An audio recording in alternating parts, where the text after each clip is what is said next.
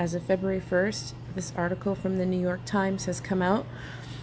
Questions remain after highway crash involving monkeys. A Pennsylvania woman who had contact with them says she has signs of illness, but no one else has reported symptoms. In the 11 days since a truck hauling 100 monkeys from Mauritius crashed in Pennsylvania, one woman who got close to the scattered crates of monkeys on the highway has been treated for possible symptoms of illness. Experts said that direct exposure to monkey saliva or feces could be dangerous, but that the risk of a broader outbreak was low.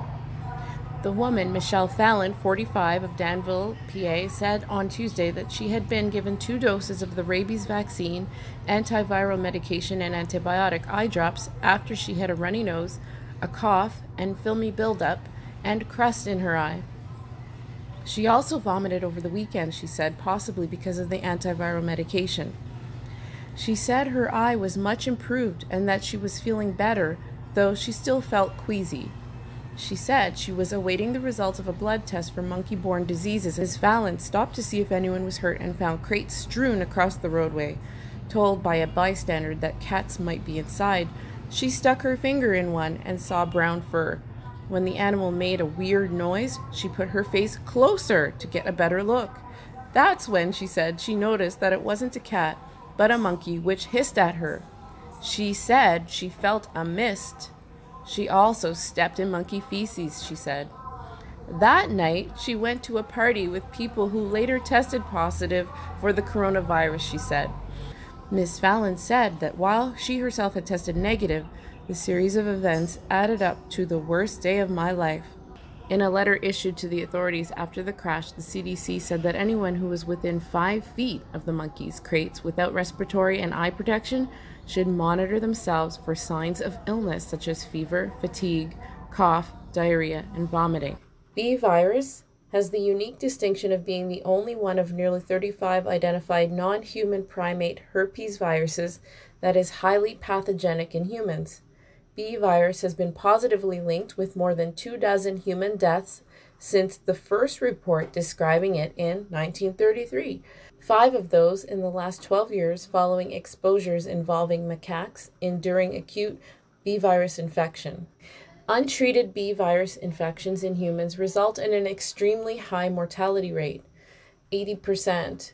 Infection in humans is associated with breach of primary skin or mucosal defenses and subsequent contamination of the site with virus from a macaque or cells or tissues harvested from this animal. In one case, human-to-human transmission was reported and attributed to a shared tube of medication, which resulted in contamination at a broken skin site, with cream used to treat another patient's bite wound. Later, the same patient auto-inoculated one eye during manipulation of a contact lens.